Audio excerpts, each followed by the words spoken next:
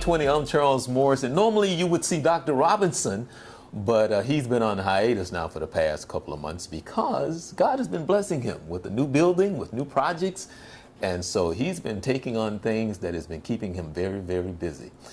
Today we have with us the one, the only, and if you watch the show, you've seen Miss English on the show, Pamm English. Hello. You know, I got to get used to the last name. But wait a minute, how long have you been married now? 2 years. 2 years and 6 months. Almost 2 years, 6 months. See, only a woman. Only a woman would know that. Yeah. Well, you know what? Yeah. You shot a video for me one time, and he said in the video, "Guys, she's single," and I rolled my eyes because I was so annoyed that you would do that. So I kind of blame you for this. So thank you. I appreciate it. Okay. Had you not announced to the world that I was single, I might have never found a husband. So thank you. Okay. All right. I don't believe that for a minute, but Right, I just want to give him thanks because you have to let a man think that it was his idea.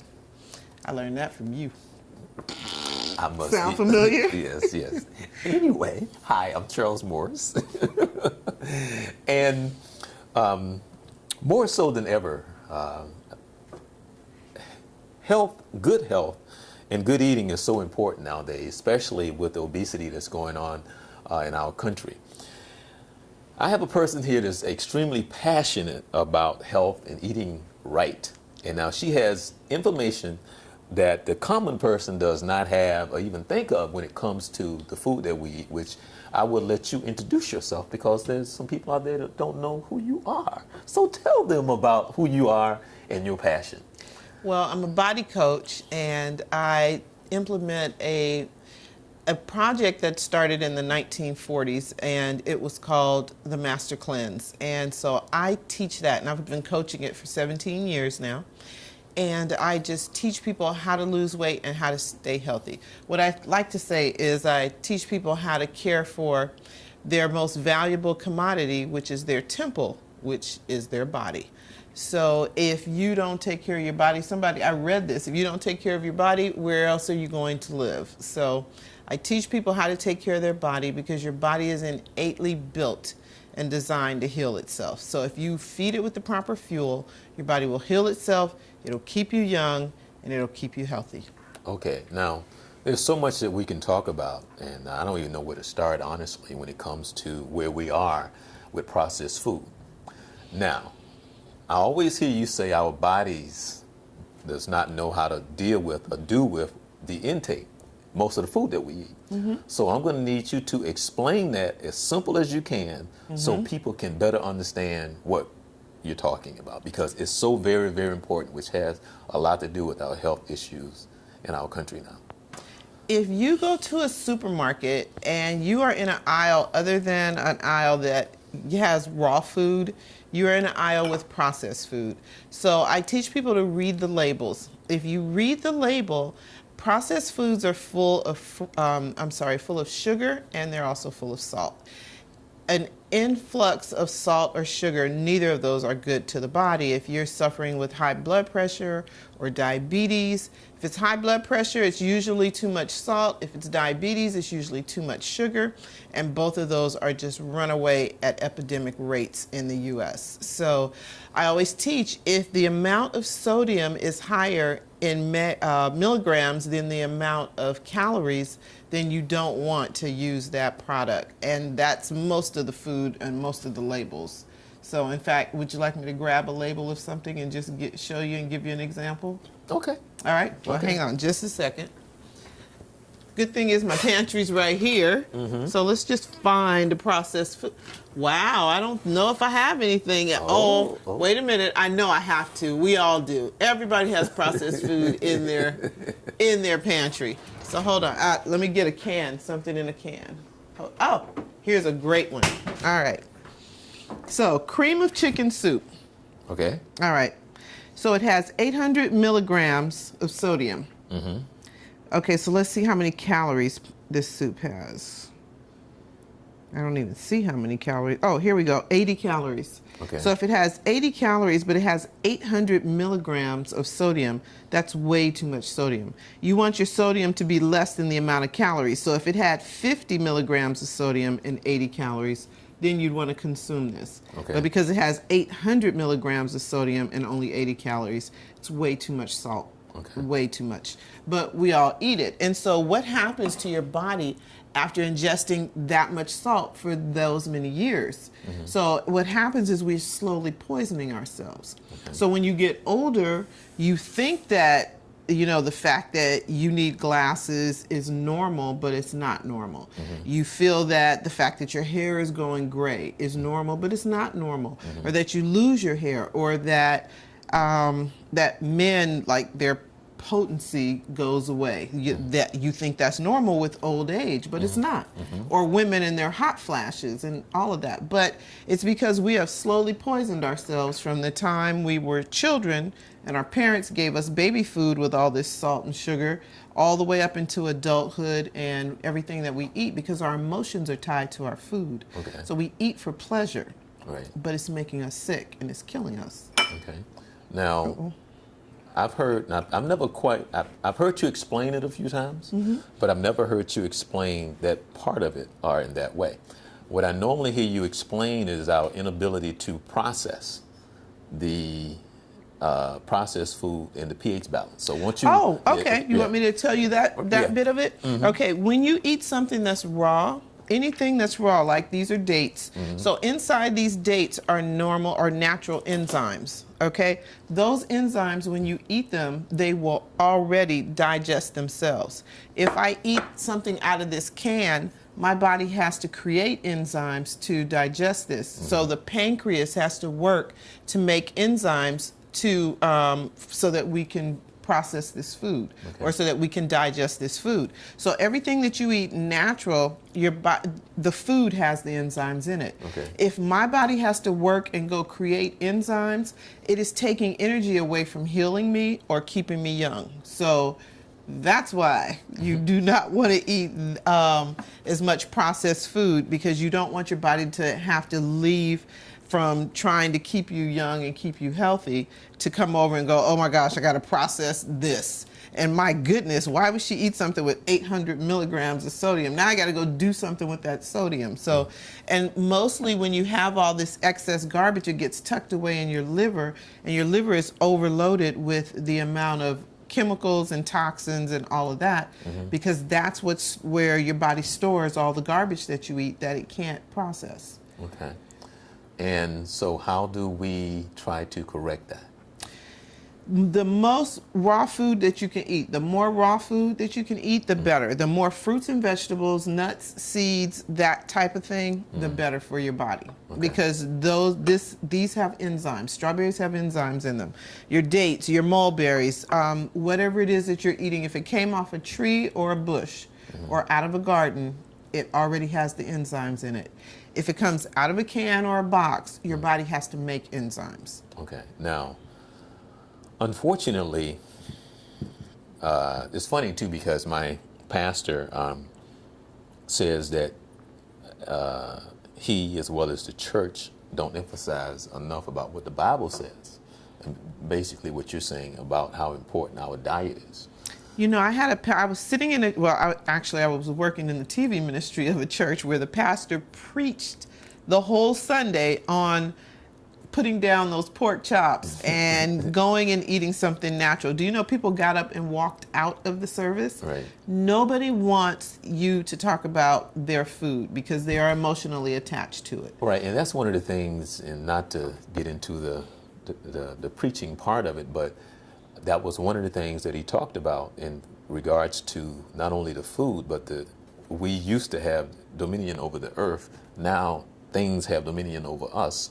Absolutely. Like our food, flesh. right? Well, like food, or whether it's television or whatever it is, and so therefore it is now controlling us versus we controlling it, and so we are now so weak to it. And what you're saying is, I can't even give you the numbers on obesity in this country, or diabetes in this country, or the things that's killing us, especially us people of color. Exactly. Based on the food that we eat, whether or not, you know, I got to have my pork chop, I got to have my chitlins, I got to have this, I got to have that, and not and not realizing what it is doing to us. And the funny thing is, since I've met you, I've actually had conversation with people about raw foods, and so many people have no idea what it is. And I can remember, and I laughed to myself. I was talking to an instructor who was very adamant about working out and being healthy. And then I just asked her, I said, well, are you or any of your clients on raw food? And she said, well, no, I don't think that they would like to eat something that's raw, and which meant that she thought I was talking about like a raw steak or raw chicken. A lot of people right. think that. So, or sushi. All right. So then I knew that she knew nothing about the whole part of eating raw food. So I actually gave her your name and told her that I told her that she should educate herself on it, because then she could better help her client, especially since she was about being healthy. So it's amazing that we as a whole, I think people slowly, even the fast foods are slowly starting to have more of a selection, because for somebody I know like you, especially you, going out sometimes can be very difficult. Very challenging. Yeah, because I can remember when I was coaching, and I took my kids into McDonald's, and I hadn't been in McDonald's for years. So they looked at me like I was crazy, because I was sitting there looking at the menu. That was my first time being in McDonald's, probably in about 10 years. So I'm standing there and I'm looking, and they looking at me like, Coach, why? I said, I'm looking at the menu because I'm trying to find, and they're looking at me like I'm crazy, because I didn't know what was on the menu at McDonald's. And the hard thing was, it was so hard to try to get them to go to some other place than McDonald's, because part of the coaching and the mentoring was to try to help them to better understand how to eat right. Not only for the coaching, but if you eat right, then you can play better, you have more energy. And it was like pulling teeth trying to get those kids not to want to go to McDonald's. That was a challenge. And we were talking about kids now that my kids were older. When I started out, they was 9, but now they were like 15 and 16 years old. And I'm trying to get these 15 and 16 years old to get away from the fries and the fried food. And they thought that I was really trying to take their life away. But what is it that you think that we can do, which is, I know is an open question, to try and better educate America, people of color, and the importance of what you do and how important it is to try to better understand the intake and what it is really doing to our bodies? Well, a lot of us are told that these diseases and things that we have are hereditary. I don't believe that they're hereditary. I believe that we have them because we eat the way our parents ate. So I think if they give it a try, like do maybe like a 30-day. And just try for 30 days, like give up sugar. And I don't believe you have to like totally radically change. Right. Take baby steps. Give something up and see how you feel. In the beginning, you're not going to feel better because your body has to go through withdrawals because we're addicted to our food. But if you notice like you start to lose weight, you start to get a little bit more energy, then they may be willing to maybe try and take away something else. So like if you do a challenge and go 30 days without fries, or go 30 days without fried food, and then see how you feel. After those first couple days when you're withdrawing and your body's going nuts and it's like, I want my fries. But see how you feel. And then, let your body talk to you. Listen to your body. Let it tell you. I stopped eating pork I stopped eating pork back in the 80s. And I stopped eating beef a long time ago. And the thing is that over the years, there's been time when I've accidentally eaten pork, and the minute I put it in my mouth and I digest it, I'd be like, oh, because now my body's telling me I just ate something that's foreign to me. Or I can feel it now if I try to eat some beef, I feel my body is trying to digest something that it is struggling with, and mostly what I eat now is fish. Rarely, once in a while I have some turkey and some chicken, but I mostly don't eat meat, but once in a while, because I fish a lot, so I do eat a lot of fish. But the point of it is that if I have a craving for something, like I will take it, put it in my mouth and chew it, and then I would spit it out. But that deal with the craving, but that's just me, because even sometimes when I try to eat, the minute I put it in my mouth and I try to swallow it, now my body is rejecting it. And people may not understand that, but it's the weirdest thing. And it's not too often that I actually crave, like meat and stuff like that. But I could smell, because I love hot wings. But I can just pick it up, suck on it for a minute, and I'm good. Yeah, Right. I call that the like the 2-bite rule. So if you're craving something, like if you're craving something sweet, then have 2 bites of it. Okay, there you go. That was your craving. Right, but see, a lot of people don't think that they could do that, because it's like because of where you Like are now. being an alcoholic. 2 bites and where is it? I need more. Right. I need the whole cake. But if you understand the true benefit, and if you love your life, but see, I'm kind of funny. I think I'm kind of funny because I truly, honestly believe you are what you eat. You are. And I think because I grew up as an athlete, and being an athlete, it was very important to have that energy. It was very important to be excellent on the court. It was very important that I do what I do, because I like being a good player.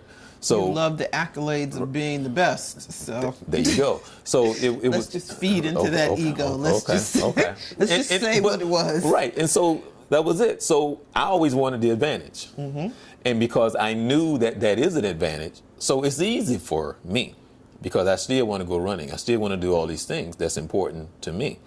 And so I know that this eating right and putting the right fuel in my body is a true benefit. But you can also testify of, once you quickly, we're going to talk about what you're doing here, but once you quickly talk about the cleansing, what that is and what you've seen the benefit from. As far as cleansing?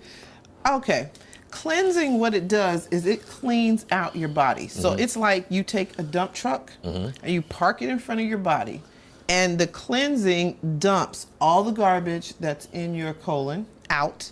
Once your colon is clean, all the other organs go, hey, she got rid of all that garbage. It's some room. And then all the other organs dump their garbage. And so it all dumps out into that dump truck and it goes away. So your body's reset.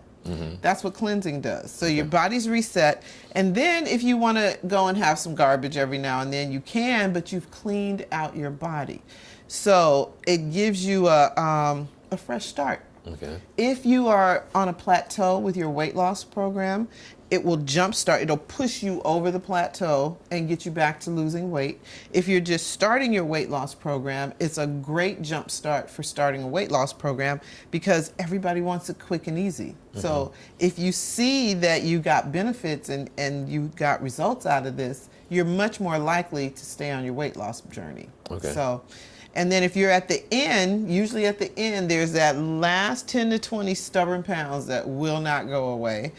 And you just can't get rid of it no matter what you do, no matter how much weight you lost. You get to the end, it's that 10 pounds that won't go.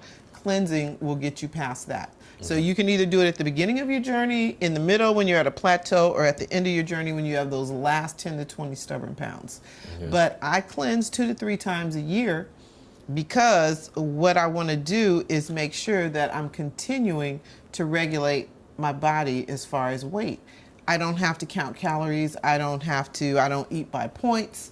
I don't weigh my food. I just eat, and I eat a lot of food, but I cleanse 2 to 3 times a year, and my body just automatically sets itself. Okay, now you got to tell them what cleansing. I mean, what's cleansing? Oh, cleansing. Okay, all right. So the cleanse that I do is a liquid fast, and you go 10 days without food. Okay. You're going to drink a lemonade, and you drink laxative herb tea. At night, the tea agitates in your colon area. In the morning, you can drink a sea salt water flush, which does like a body wash, and it washes everything that got loosened up the night before, and it dumps out of your system. So it just cleans all the waste that's in your body. But waste equals weight. Okay. So again, you explained to them that the cleansing is what? It's the cleansing is. It's what resets your body. No. The cleansing is, you said that as far as what you're drinking, and 10-day liquid fast. It is a 10-day liquid fast. Okay. So which means it because we're going like, huh? What that means? What? So explain to them what that means, because you know when it comes to our food, when you say liquid, wait a minute, what? So what? Yeah. So explain what that means. Break it down. 3 to 4 times a year, or even 2 times a year, depending on your age. If you do a cleanse, what you're going to do is go 10 days without food. So what you're doing is you are giving your digestive tract a rest. You're sending your digestive system on vacation. Why? Because you don't want it to have to digest anything. You don't want your pancreas to have to make enzymes. You just want your digestive system to go on a rest. When it does, then that energy that your body would have used to make the enzymes to digest all that food that we eat and all the sugar and salt and garbage that we ingest, your body's going to use that energy to heal the body.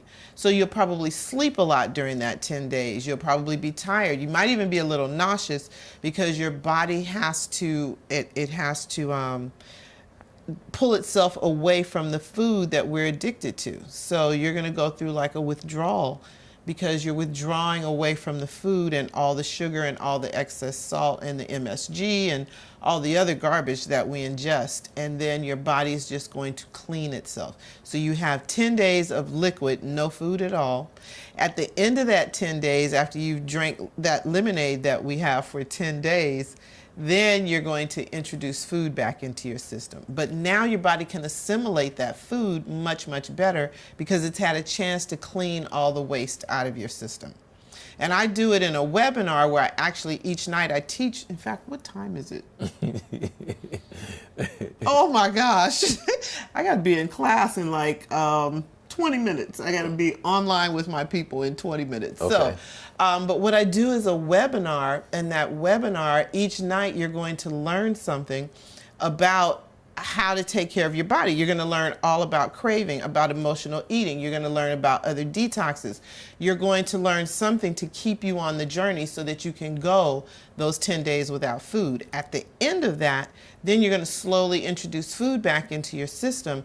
But if you've gone 10 days without the garbage that you normally eat, it's much easier to come back in and maybe not have sugar anymore, or maybe cut down on salt or cut down on caffeine. So that's what the cleansing does. Now, Mike, you being the body coach, the cleansing coach, Pamm, I am. That would be me. How do you deal with those who have difficulty saying, I can't eat for 10 days? What?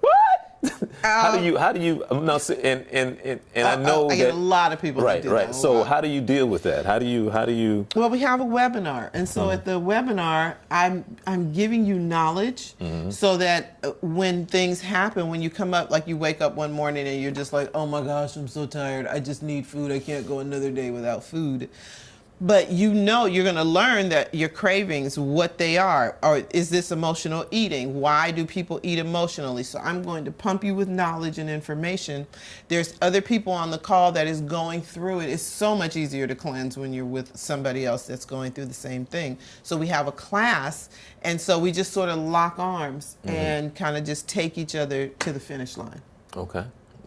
And your information is actually on the screen, and so I know people who are watching this will be able to get in contact with you to find out more information, and so your website, and if they have any questions, they can email you as well, right? Yes, that is correct. So now, before you start with your webinar and everything, what are we making today?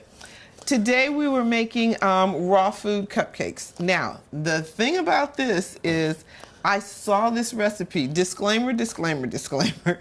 I saw this recipe and I thought, we're going to try it. We're going to try it and see if it's tasty, because I'm always looking for other ways to eat like sweets, things that I am an avid believer that white sugar is a drug. It's an addictive drug. Right. But if you're addicted to sweet, then why not have something sweet but not have the white sugar and not have the white flour and all of that. So I wanted to take a recipe that I saw online where the lady just swears that it's the best thing ever and try it and make it and see what it tastes like. Well, she's going to make this, and I'll testify whether or not it is or isn't. So, I will let you know.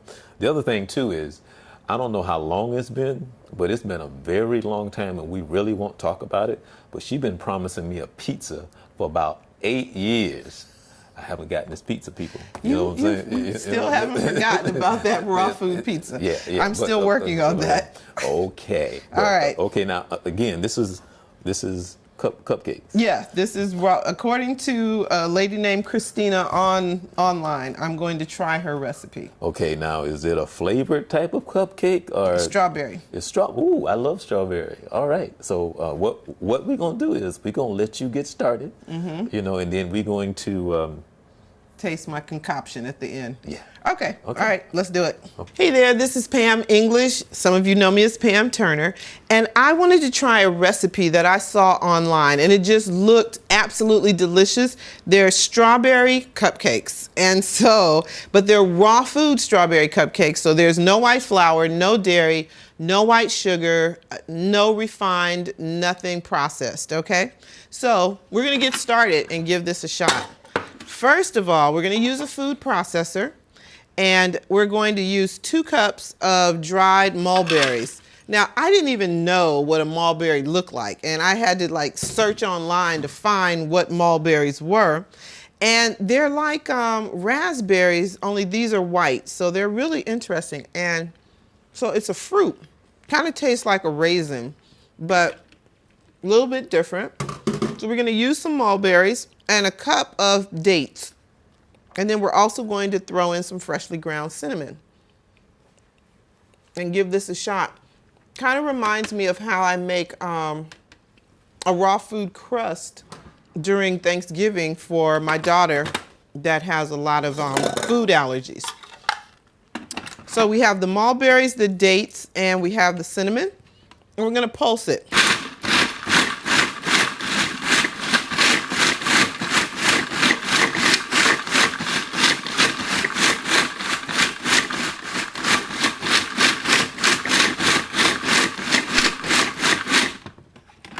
And let's see what we end up with. I'm gonna pulse it a little more.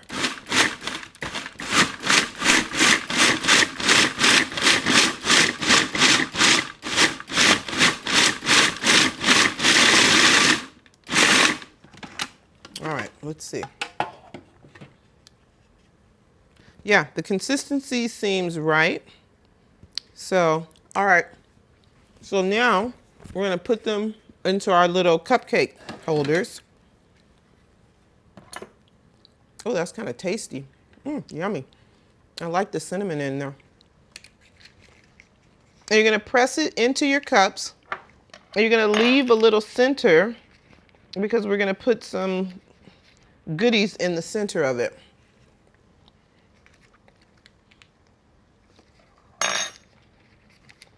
All right. We're just going to press around the edges.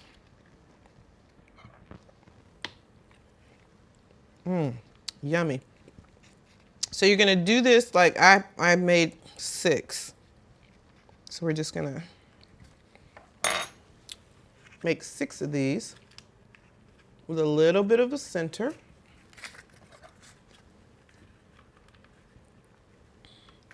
Oh, that's really good. Actually, that came out really good. Gooey and yummy.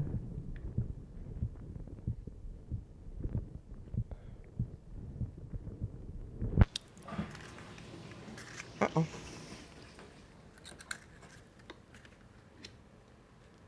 Probably should have done this with a muffin pan. Uh-oh. My dishwasher has a mind of its own. So we're going to fill the little cups.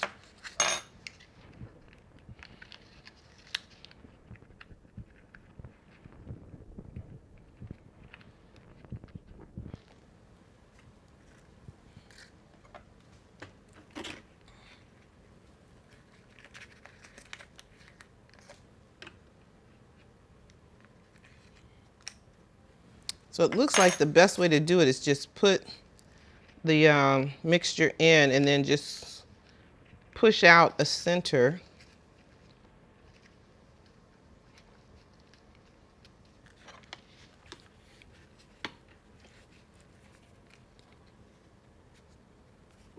Okay, that's 4 down.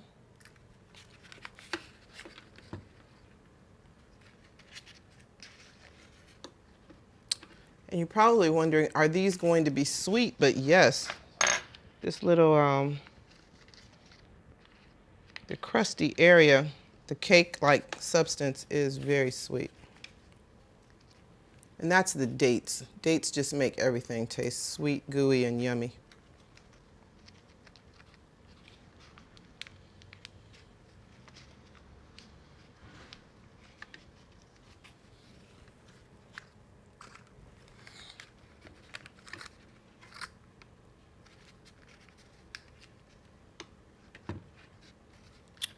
All right, down to the last one. And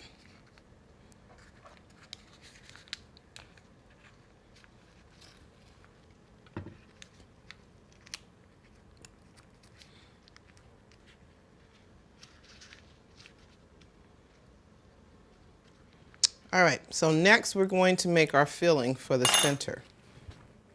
So next you want to take 8 to 10 strawberries, and mine were frozen. They're just fresh strawberries, but they were frozen. And we're going to pulse those or just kind of stir them up a little bit.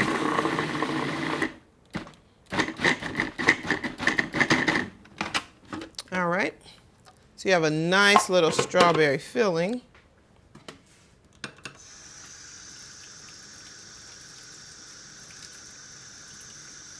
We're going to put these in the center.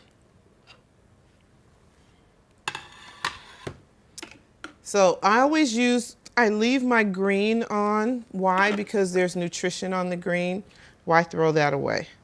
So you have some strawberry goodness in the center. So you can use fresh strawberries or you can use frozen strawberries. I use frozen because I actually get them fresh and freeze them during strawberry season.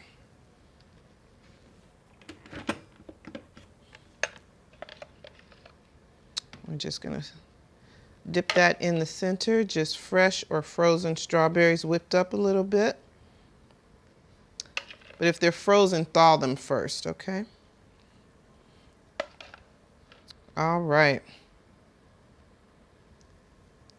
So we have strawberry yumminess in the center.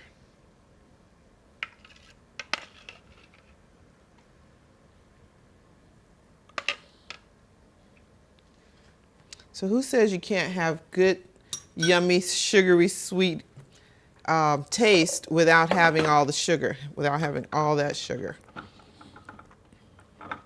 All right, uh-oh. Oh, okay, we'll just start that in a minute. All right, so here we go. So you have your healthy filling on the outside. You have you have the healthy crust on the outside, the strawberries on the inside. We're going to rinse this out one more time and start back over, and then we're going to make the frosting on top. All right, so part 3 is to make the icing. So, we are going to, sorry, hang on. Got to put our center in.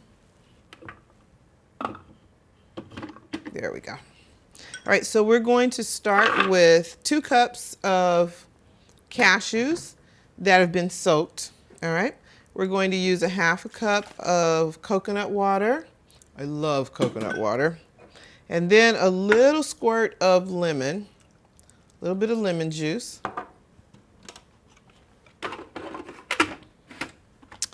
And then we're going to whip that up.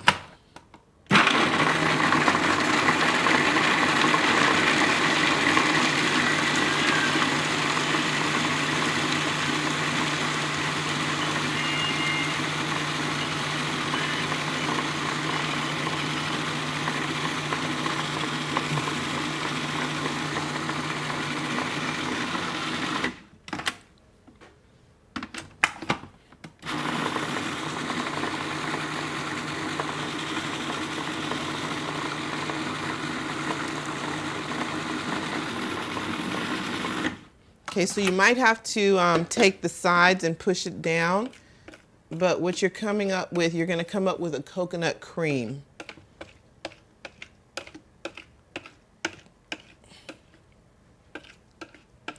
And you might use a Vitamix. You can use a food processor or a Vitamix, all right?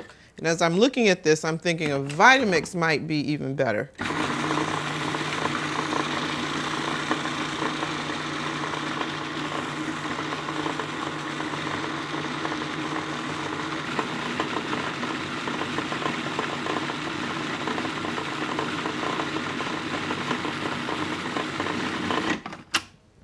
All right, I think we have a little bit of cream here. Let's give it a taste.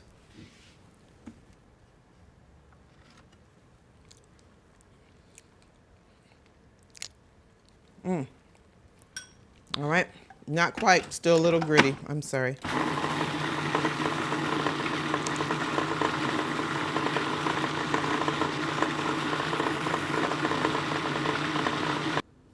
All right, so you're gonna add some fresh strawberry.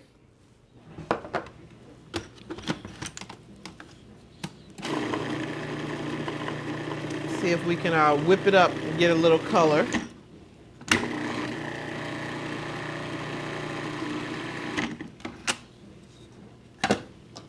Hang on. It's beginning to get a little bit pink.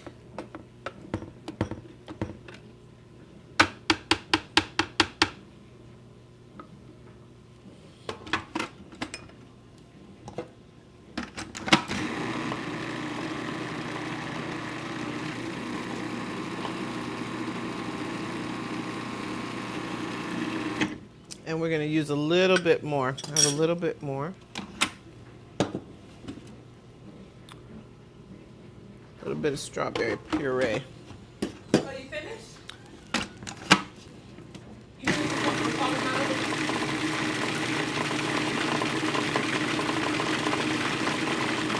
out. There we go. All right, so we have a nice little pink topping now.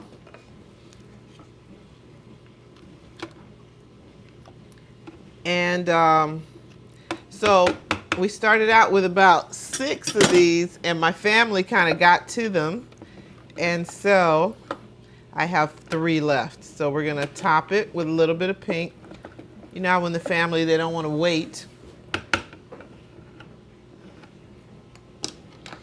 And now we're going to take our topping, our strawberry topping, and put on top. So we'll do a nice little dollop of pink frosting on top. Or I call it like a little bit of a pink pudding on top.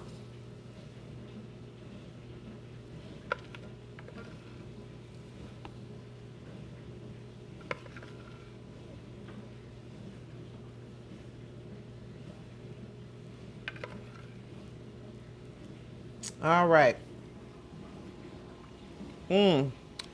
That's good. All right.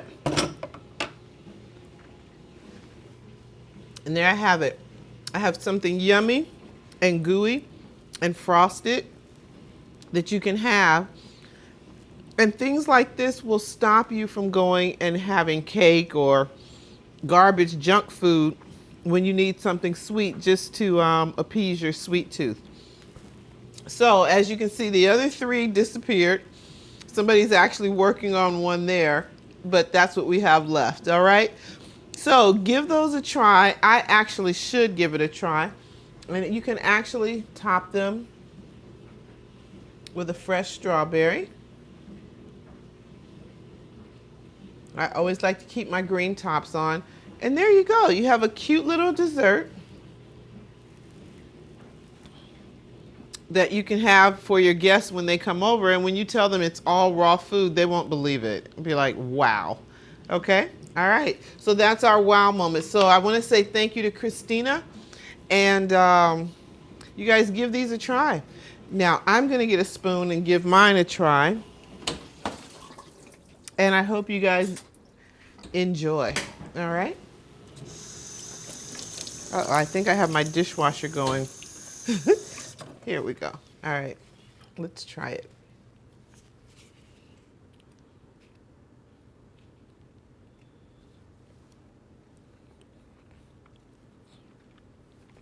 Oh, that's yummy.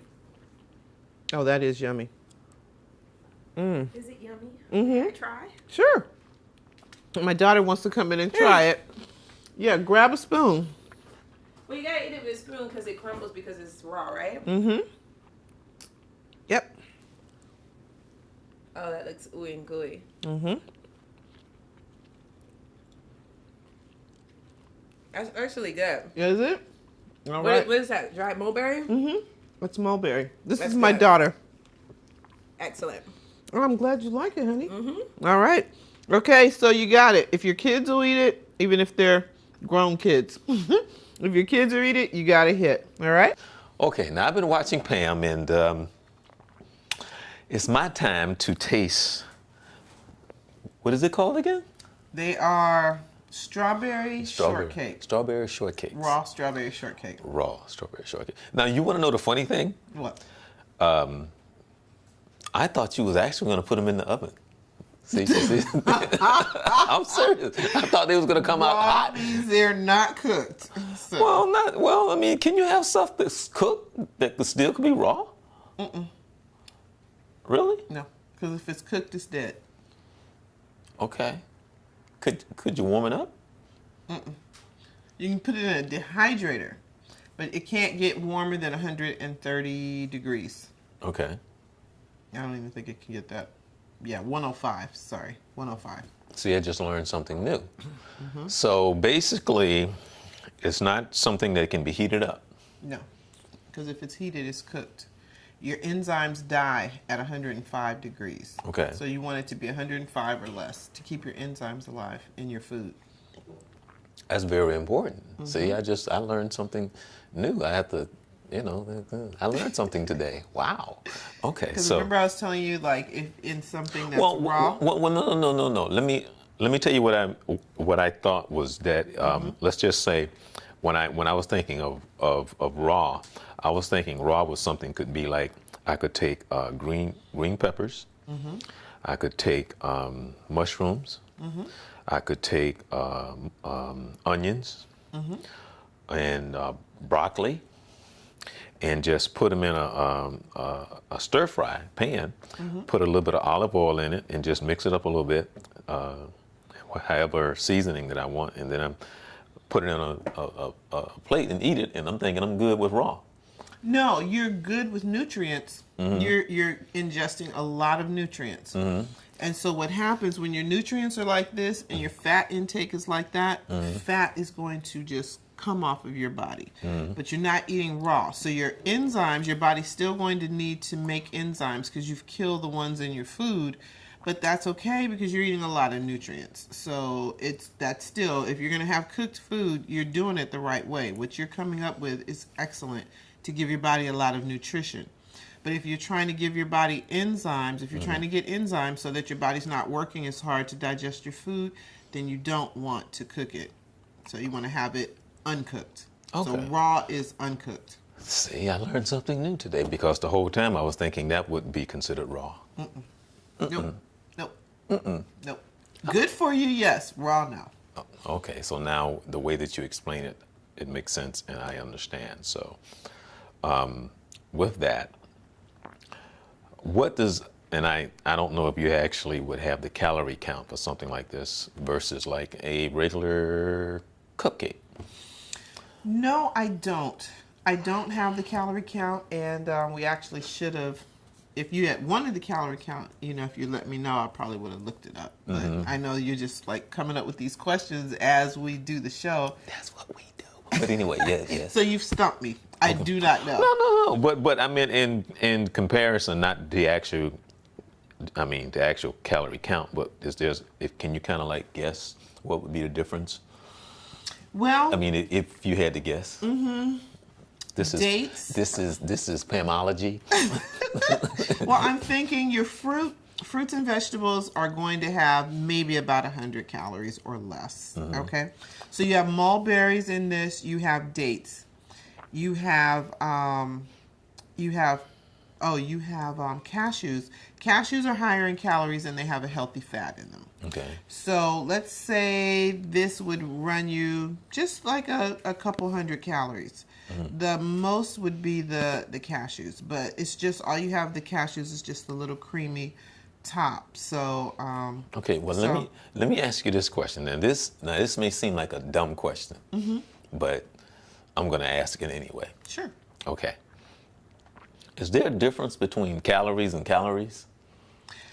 And what I mean by that is there a difference in calories versus something that's natural versus something that's not natural?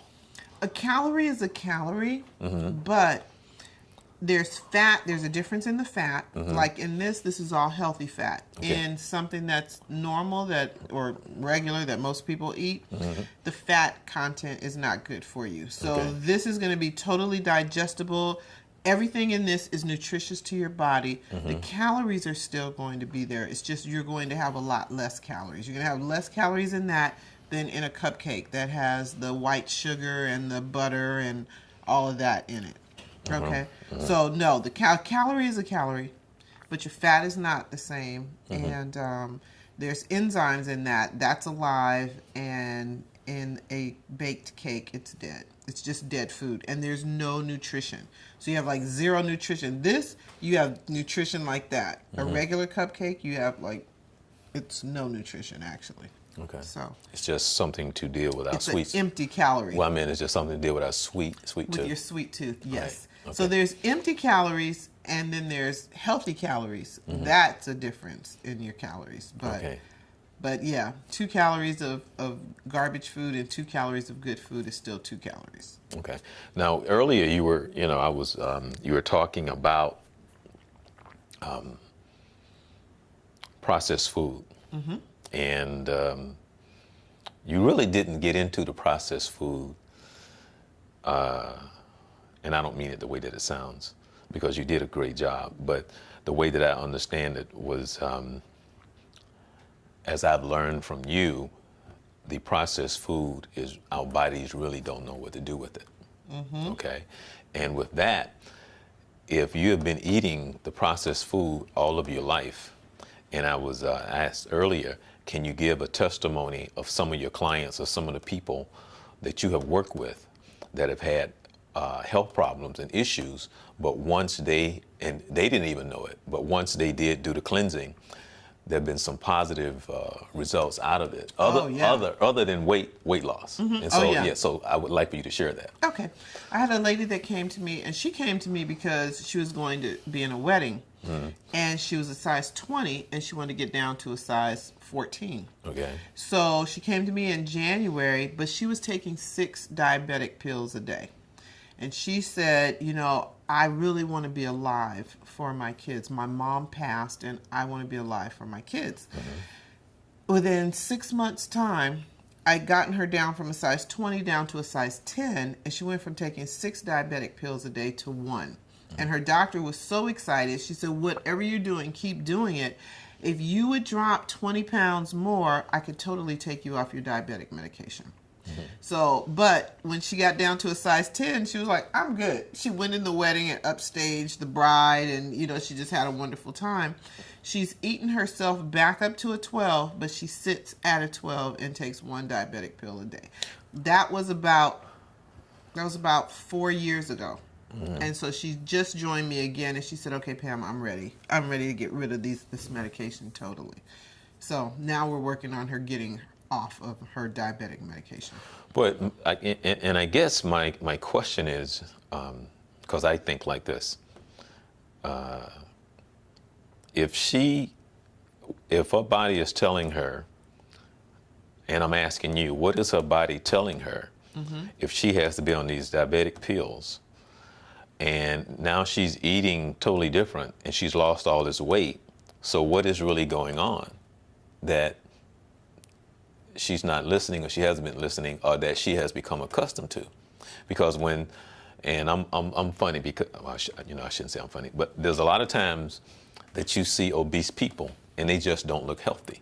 There's a difference between, because you can be overweight, and then there's that time they got that unhealthy look, and I think you know what I'm talking about, and that, and for whatever reason, so I sit there and wonder, I sit there and I'm like, man, for a week, I would just like to know that they could just write down what they're eating for a week. And and it's not anything other than a concern. It doesn't sound that way, but when you look at unhealthy and you think that it has to do with, probably not all the time, but what you're putting into your mouth, and the fact that you don't have the discipline for whatever reason, be like, you wish that you can help them better understand that they do have control. If they would just understand it's about what you're eating and try to pick up some type of activity, whether you're walking or something. And the question again is, for somebody like that, what would be, and you don't know the answer, but you just wonder what would be her natural weight that if she just ate right. And that's really... And she's doing all the things to gain the weight. She's not doing what she should do to just be healthy enough to maintain her everyday life living. She's doing the extra things to make sure that she adds on the pounds, is what I'm trying to say. Well, you know what, Charles? A lot of people don't realize that we're addicted to food. So I went to a doctor. I was sick, and I was about 46 years old. And I went to a doctor. And wait a minute. You're over 40? I'm over 50. Thank you. That was very nice. But I was 46 years old. I went to a doctor, and he said to write down a list. Oh, you couldn't even say it with a straight face. Look at you. You just negated that whole... No, that was because her daughter looked at me and started laughing. That's why I did that. But anyway, go ahead. So the doctor told me, write down, give me a snapshot of what you eat. At the time, I was eating, for breakfast, a cheese quesadilla, like a cheese quesadilla for breakfast. I was eating, or a cheese omelet. I was eating a cheese quesadilla for lunch, and whatever dinner I had included cheese. And he said, you're addicted to cheese. He also told me I was addicted to sugar. I know somebody else who's addicted to cheese. When you are addicted to a food, to let it go is like being addicted to cocaine. So those people that you see that are overweight, and you're like, man, if you just knew what I know, you can eat different and you can be healthy.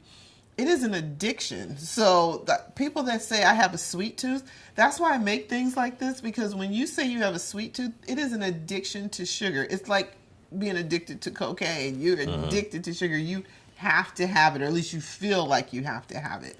First thing is education. You have to know you have a problem so that you can release it. And a lot of times people go, they feel guilty. Why can't I just not eat that donut? Why can't I pass by that bakery and not get something? Why can't I not stop eating cheese? Like tonight, as I was making dinner, when my daughter was like, don't give me any cheese. I don't eat cheese anymore. But some people are totally addicted to cheese, or totally addicted to sugar, or totally addicted to carbs. And once you know, that's when you can start fighting it. When an alcoholic admits, I'm an alcoholic, my name is Pam and I'm an alcoholic. I mean, once you get to that point, you can start fighting it. But until you can acknowledge that you are addicted, then you will continue to go on that diet yo-yo and lose a little weight and gain it right back, and lose a little weight and gain it back right back. But when you realize I'm addicted to this, and then you start to change the behavior one day at a time, baby steps, but you can do it. So, but it's just acknowledging and knowing that it's millions of Americans that are addicted to their food. Well, addiction, yes, and I think all of us have something that we might, be addicted to, but I find myself, and I may get in trouble for saying this, but for some odd reason, I can generalize it. For some odd reason, people of color think that after 30 plus years, your butt's supposed to spread. I don't know why that is. I don't know why you think that after it's just common that you think you're supposed to spread. And you just get comfortable in that. It's like, well, that's the way Mama did, and that's Auntie Nim and Mama Nim, and that's what we say. Because see, I can tell you, I've been single all my life, and I'll take, well, this is something totally different, but after 30 plus years as a brother, it became extremely depressing because it's hard to go out and meet some sisters without them increasing. It's depressing. Did I tell you that it's depressing? But anyway, that's another show. But, well, you know what? Actually, it's not. Because you know what? The power of weight loss is in your kitchen. Women need to come back to the kitchen. America needs to come back to their kitchen. The power of health is in your kitchen. The power of weight loss is in your kitchen. And the power of anti-aging is right here in your kitchen. It's not in the fast food line. It's not at the designer coffee house. The power of weight loss is in your kitchen.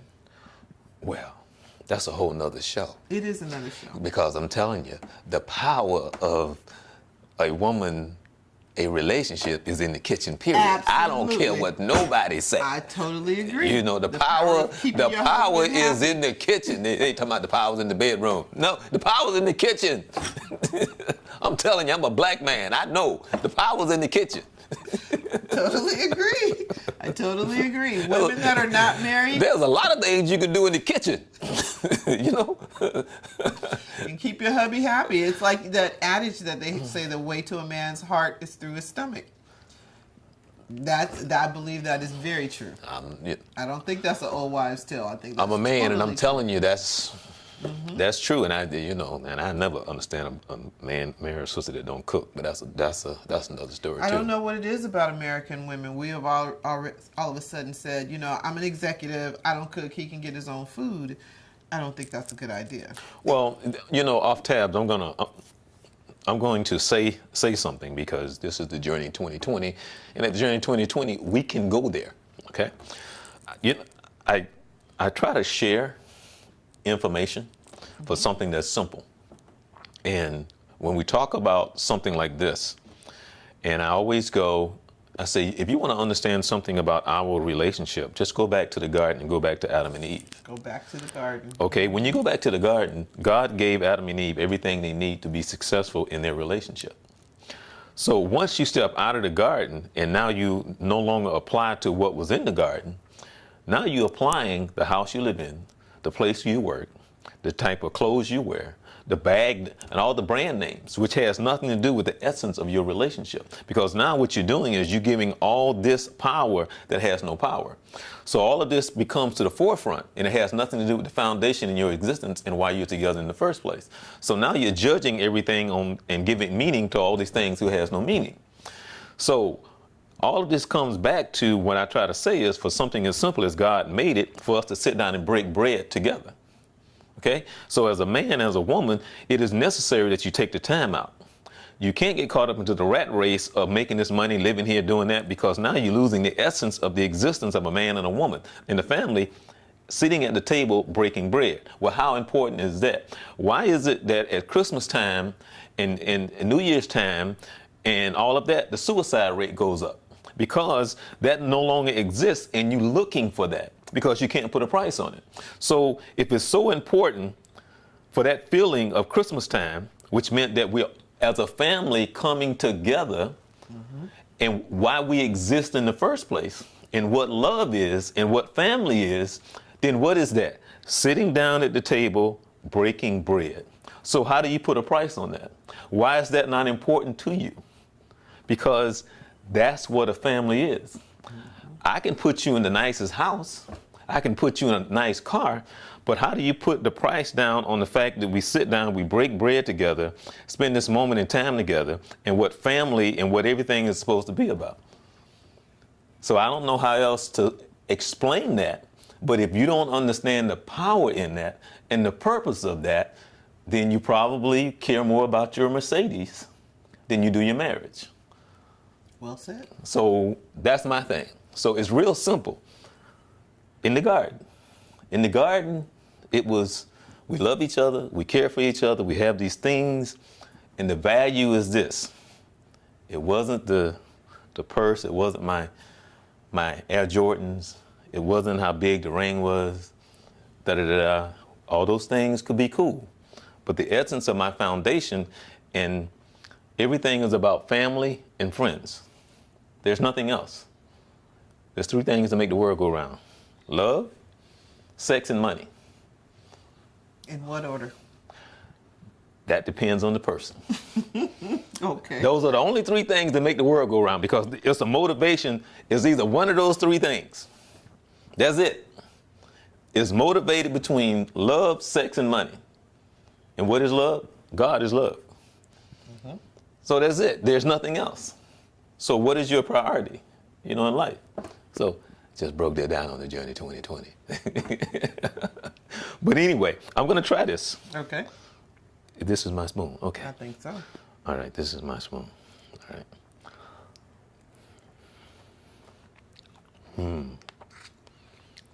A little different, isn't it? I think it's a little different. But I think if you have a sweet tooth, it is an excellent, excellent way to address the sweet tooth without going into white sugar, white flour, butter, and all of that. But you know what? What? Because I'm the type of person that, I will eat something, and I like to add my own little thing to it. Mm-hmm. What is your thing you'd like to add? There need to be some nuts in here. If you add some, walnuts or pecans or something like that, it will make it even better. I have. No. I meant like in the future. Oh, okay. For those that, and I think that if you put some nuts in it, it'll make it even better. Okay. That's just me. Well, so as we get ready to close out the journey, by the way, thank you for taking the time out. And nothing like talking with your mouth full. Well, thank you for having me on your show. I appreciate that. Well, thank you for coming into my kitchen. Well, I always like coming in your kitchen because I always leave out fat. I mean full. At least full. At least full. Maybe not fat, but at least full. So. I said that purposely. Full. By the way, when I walked in the door, you had made what? It was a pasta? Tell us what was in the pasta. Okay, so I whipped up some pasta that had caramelized onion. It was good too. It was also sauteed mushrooms, and I was about to put Parmesan on it. My daughter was like, "Mom, no, don't do it, don't do it." So I have a little secret recipe ingredient that is called nutritional yeast. And my daughter frowned up, and she was like, "What is that? Why do I really need that?" And I said, "It gives your food a cheesy flavor without being cheese." And I sprinkled it over, and then put a little oregano, some garlic, and basil, and she loved it. Okay. So yeah, so it was a meat-free. She called it a meat-free, dairy-free pasta. Okay. Now you got to quickly tell us about this. See, I actually ate most of this right here. And she didn't like this, but as you see, half of it's gone. Yes. But yeah. But again, tell us what this is. That is a peanut butter banana bread, and so normally I make this amazingly good banana bread. I mean, I love my banana bread. So I thought, let me try that. I had a little bit of buttermilk left over from some buttermilk pancakes I was making. And I thought, well, let me use that and use the buttermilk and make a banana bread with peanut butter. And I didn't like it. But you're so interesting because you said try a strawberry sauce with it. So I took some strawberries and whipped them up with a little agave nectar. And it was good. And you poured it over the top, and it made like a really nice fruity sauce over the bread. And it was really excellent at that point. Right. So thank you for that. I like food. Yeah, you do like food. You do indeed. You do. Yeah. Well, anyway, I want to thank you for taking your time to come on the journey. We're going to have to get you. You know what? You have how many kids? Six. 5. I have 5. I have so many. I just forgot. I have 5. I won't ask.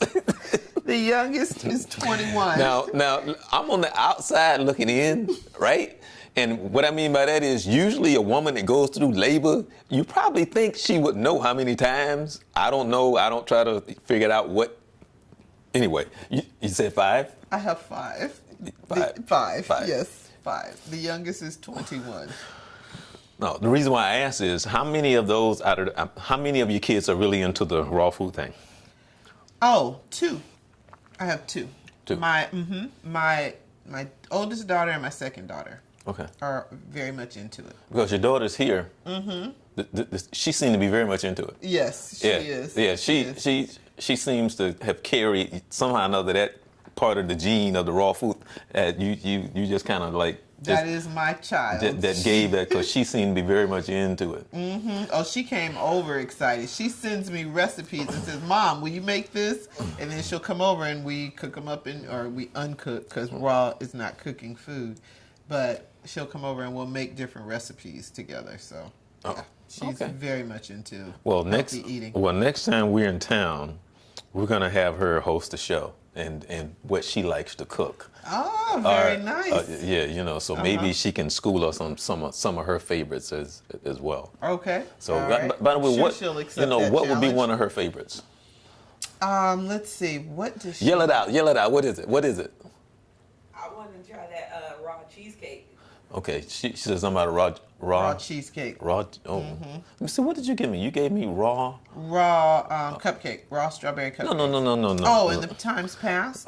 It was the sour cream. The sour cream. Oh, raw sour cream. I was making raw food tacos. And I did taco meat out of cashew. Walnuts. Yeah. Walnut taco meat. And right. then we did a from scratch guacamole and a salsa from scratch. And then the sour cream was made very similar to that. Right. Is with cashews. Okay, yeah, it was good. I was very impressed with the guacamole because the guacamole tastes just like regular guacamole, and that's made out of what, real quick? It was made out of. It is. It's just the same as regular guacamole. It's just that there's no MSG. There's no. I'm sorry. Are you talking about the sour cream? Yeah, the sour cream. The sour cream You know what? Made out of cashews I said juice. guacamole, but I meant the sour cream. It was made out of cashews, lemon juice. It's so interesting. Cashews. You can take cashews, lemon juice, and some seasonings, and that's a base. You can make Alfredo sauce with it. You can make ranch dressing with it. You can make sour cream with it. And you can make a whipped cream with it, all with those same 3 basic ingredients. It just depends on what you add after that. That can make it totally different. So that was sour cream. That had apple cider vinegar and it had lemon juice. Apple cider vinegar, lemon juice, and some spices and cashews. Okay. Well, people, we want to thank Pam and her daughter as well, because the more that we educate ourselves, there's nothing more important than our health. And, Absolutely. And once you become the age that I am, trust me, you start to understand that more than anything. And just how old are you, Charles? Pam, we're the same age. Are we really? Oh, okay. We're the same age. 50s are fabulous. That's all I can say. 50s are fabulous. Actually, I might be a couple of years older than you. Yeah, you might be. Yeah, Yeah. but I think we're the same age. Okay. Anyway, but as Dr. Robinson would say, the journey is from me to you and from you to me so we can reach a higher level. I want to thank you all so very much, and we want to thank Pam. She's trying to bless us with our knowledge, making sure that we have good health, and you tune in next week for something just as good. Thanks for watching.